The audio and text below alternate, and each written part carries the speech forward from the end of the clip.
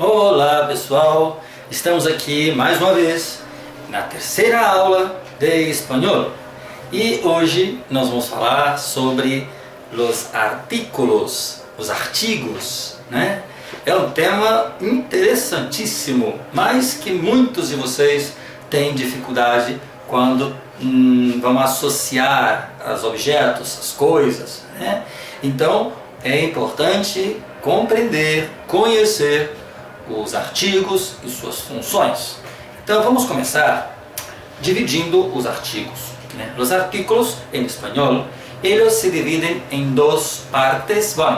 Vamos pensar em três partes, ¿vale? E eu vou explicar já por que três partes, mas de momento vamos falar de duas partes. A primeira delas vamos chamar de determinantes ou definidos, né? Que é um artículo definido? O primeiro artículo é aquela palavrita que usamos para poder indicar as coisas, os objetos, não? Então, por exemplo, se eu digo assim, el hombre, la luz, la caja, el helado, el cielo, la pared. Então, esta palavrita que vem antes de los nombres, de los sustantivos, é o que chamamos de artículos. ¿Vale? E determinantes, porque usamos os determinantes com aquelas palavras, com aquelas coisas que nós conhecemos, nós sabemos, estamos falando delas e las conhecemos. Então, por exemplo, se eu digo assim, el hombre passou por la calle. Bueno, se eu digo el hombre passou por la calle, é porque é um homem que eu conozco, eu sei de que homem estou falando, não? Se eu digo assim, el helado está muito bueno, helado é sorvete. El helado está muito bueno. É porque o sorvete que eu estou falando, eu conheço, já experimentei e sei que ele está bom. Então por isso eu los chamo de determinantes ou de definidos, porque eu conheço, né, o objeto, ele não é estranho para mim, né? E indeterminantes é ao revés. Indeterminantes é porque eu não conosco, é genérico, pode ser qualquer, não? Se eu digo, um garoto passou pela rua. Que garoto? Eu não conheço esse garoto. Então eu estou falando, um garoto passou pela rua. Não me importa que garoto é, eu não conheço, né? Então essa é a diferença de definidos com indefinidos, determinantes com indeterminantes, não? Então essas são nomenclaturas que temos que cuidar, não? Que ter cuidado com eles, não? Em espanhol, então, os determinantes, ou seja, os definidos, né? Em português chamamos de definidos também, né? Os determinantes em espanhol são el, la, los e las. El para masculino, singular. Los para masculino, plural. La para feminino, singular. E las para feminino, plural. Então, por exemplo, se eu quero dizer, não sei, um coche, por exemplo, coche é carro, né? Um coche. Então, se eu digo el coche es bonito, el coche es feo, não? Ou se eu quero dizer assim, no plural, né? Suponhamos que eu veja dois carros bonitos na rua, então eu falo, los coches son bellos, são bonitos, né? Ou eu estou falando de casas, por exemplo, uma casa, aí já é feminino, eu digo, la casa es bella, la casa es grande, ou em plural, las casas son grandes, las casas son bellas, ¿no? Entonces así tenemos los determinantes, ¿vale? Ahora, los indeterminantes, pues mira, unos, una, unas. Entonces, por ejemplo, volvemos aquí al coche. Un coche pasó muy rápido en la calle, ¿no? Pasó volando, ¿no? Entonces, um coche, comprei um coche muito bello, né? Mas que coche? Pues mira, um coche, e aí vou dizer que coche é, pero um coche é genérico, é o coche, não estou dizendo que tipo de coche é, não? Então, há uns coches aparcados delante de minha casa, ou seja, há uns carros estacionados na frente da minha casa. Então, eu digo, há uns coches aparcados delante de minha casa. Os carros, não me importa que carros são, estou só dizendo que tem dois carros ou mais carros estacionados na frente da minha casa. Então, são indeterminantes. Há uma casa nova em mi calle, há uma casa nova em minha calle, ou seja, há uma casa nova na minha rua. Não sei que casa é, não me interessa o dono, não estou dizendo que construíram uma casa nova na minha rua. E se forem várias casas, pois umas casas, comprei umas casas muito bonitas neste barrio. Então, comprei umas casas muito bonitas neste barrio, não? Então, estou dizendo que comprei mais de uma casa. E depois, aí sim, vou dizer, que casa é essa? Pues mira, é a casa. Aí eu vou a explicar que casa comprei. Pero se não, se estou só dizendo que comprei umas casas, pues mira, é muito genérico. Então, só estou dando a informação, pero não estou, de momento, especificando que casa comprei ou que casas comprei, não? Então, há essa diferença. Os determinantes são coisas mais conhecidas, não? Las vemos. E os determinantes é uma informação mais genérica, não? Pode ser qualquer, não? Então, aqui são essas duas divisões. Pero hay que tener cuidado porque los determinantes y los indeterminantes, tanto en singular como en plural, tenemos que buscar una concordancia con los objetos, si es femenino, si es plural, si es masculino, si es singular. Pero la combinación de estos artículos normalmente pasa igual con portugués. Yo no puedo decir o casa, yo digo a casa. Lo mismo en español, la casa y no un casa ou el casa, não? Então, el para masculino e la para feminino. Isso é basicamente o que solemos fazer em português, não? Esta combinação de artículos com o objeto, não? Bueno, pues mira, de forma general, as palavras que terminam com a são femininas e as que terminam com o são masculinas. Pero será sempre assim? Não, claro que não. Há palavras que terminam com e são masculinas. Então, não significa que porque a palavra termina com a ou termina com o, são masculinas ou femininas, né? Pero, de forma general, não? Basicamente, vas encontrar muitíssimas palavras que terminam com a e são femininas e terminam com o e são masculinas. Então, há que ter a combinação correta em relação às palavras para não dizer masculino quando o objeto é feminino, ou dizer feminino quando o objeto é masculino. Há que buscar uma combinação correta, não? Pero bueno, depois, a parte desta regra general, que isso seria a regra general, há três reglitas básicas para o uso destes artículos. Isto vale para qualquer parte do mundo, não? Onde se ensina o espanhol. Então, a primeira regra é: quando as palavras empiezan, o sea, comienzan, ¿no? Empiezan con A o H-A y ese inicio de la palabra, esa sílaba es tónica, en singular usaremos el artículo el. Entonces, es interesante eso. Por ejemplo, la palabra alma. ¿Qué parte de la palabra alma es la más fuerte? Al o ma. Al. Entonces, si al es la más fuerte, si ella empieza con a, entonces yo uso el alma, aunque la palabra alma sea una palabra femenina. Pero yo no puedo decir la alma, porque si yo uso la palabra alma así, la alma, ese encuentro de a se llama cacofonía y no es permitido, está mal empleado, no se puede usar. Entonces, en lugar de decir la alma, yo voy a decir el alma. Pero si la palabra alma estuviese en plural, almas, entonces yo buscaría el artículo femenino plural. Entonces sería las almas, porque almas es una palabra femenina. Y aquí ya no tienes el encuentro de dos As. Ahí ya es una S y una A. Entonces no pasa nada, ¿vale? Pero si es en singular, entonces volvemos al tema y vamos a usar el. Lo mismo pasa con agua. Agua. ¿Cuál es la sílaba tónica más fuerte? A, ¿no? Entonces, si está en singular, yo uso el agua.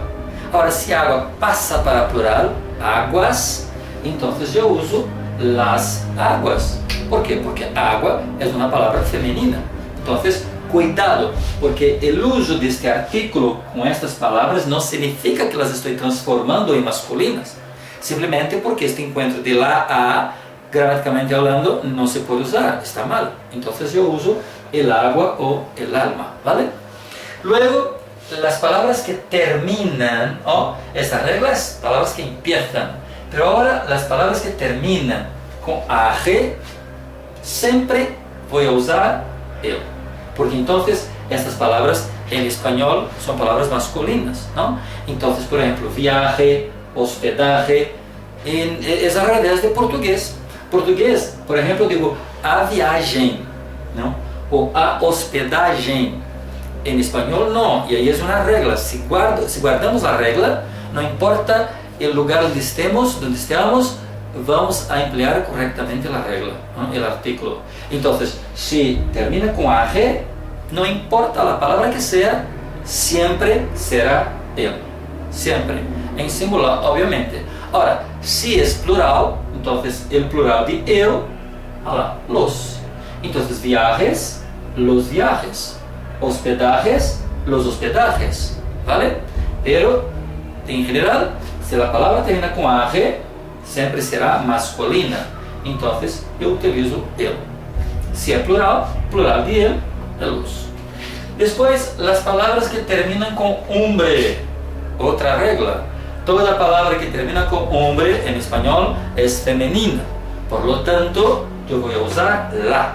Totalmente al revés del portugués. Entonces tenemos legumbre. Entonces yo digo la legumbre. Cumbre. Yo uso la. Profesor, ¿pero qué es cumbre? Bueno, no importa el significado de la palabra. La regla se aplica igualmente. Terminó con hombre, yo utilizo el artículo la. ¿Vale? Cumbre es topo de montanha ou pode ser direção de uma empresa também, se diz cumbre, ¿vale? Pero no importa. Terminó con hombre, es la. Si viene en plural, pues es solo pasar la A para plural. Entonces, legumbres, las legumbres. Cumbres, las cumbres. Y ya está, ¿no? Eso ya es más con plural o singular. ¿Vale? Y la misma regla, las mismas reglas que valen para artículos determinantes, valen para indeterminantes. Entonces, yo digo, por ejemplo, un agua, unos, aí fíjense, si estoy haciendo la concordancia, unos viajes, unas legumbres, entonces la regla se aplica igualmente para determinantes o para indeterminantes, ¿vale? La regla es general. Bueno, pero al inicio les dije que, que habían tres situaciones, ¿no? Entonces, una, dos, y la tercera es esta aquí. El artículo neutro. Yo prefiero llamar de tercera regla porque me gusta dejar muy claro la diferencia de esos dos y luego destacar este hombre aquí, este bicho aquí, ¿no? Este artículo neutro. Neutro invariable, o sea, si es neutro es invariable. ¿Qué quiere decir esto? Que no se varía, no se usa para nada, a no ser aquella forma precisa que ele tiene. No se puede pasar para plural, no se puede pasar para femenino, siempre, siempre, siempre será lo. ¿Y qué diferencia hay entre este para estos? Simplemente que este es un artículo que hay que tener un poco de cuidado porque mientras que en portugués usamos solo usamos solo o para palabras masculinas, e incluso usamos para advérbios, para adjetivos, em geral usamos só o. Então eu digo o mais forte, o homem entrou pela sala, o menino correu, o mais interessante, o nosso tempo. Sin embargo, em espanhol, este o ele se divide em dos. Então, em el e em lo, ¿vale? Mientras em português usamos o, em espanhol este o se separa em dos. Este el é este aqui, acabei de explicar. E este lo é exatamente este aqui que vamos falar agora sobre ele, não? A diferença é que lo jamás será usado com sustantivos, nunca com sustantivos. Então, por exemplo, se eu digo el hombre, el zapato, un sustantivo es la cosa, ¿no? Entonces, el hombre, el zapato, el perro, el coche, el cielo, el helado, el rotulador. En español, lo jamás. Lo va a ser usado, va a ser usado con adjetivos, con adverbios, ¿no? Con el pronombre relativo que, ¿no? Por ejemplo, yo sé lo que tú quieres. Lo que. Entonces, seguido de ese que, yo usaría lo y no el, ¿no? Lo más importante es estar aquí. Lo más importante, ¿no? Entonces tenemos ahí un adverbio y este lo va a acompañar, ¿no? Entonces lo puede ser usado con cualquier cosa menos excepto con sustantivo. No combina. La función de lo es precisamente sustantivar lo que no es sustantivo. Entonces jamás puedo usarlo com sustantivo.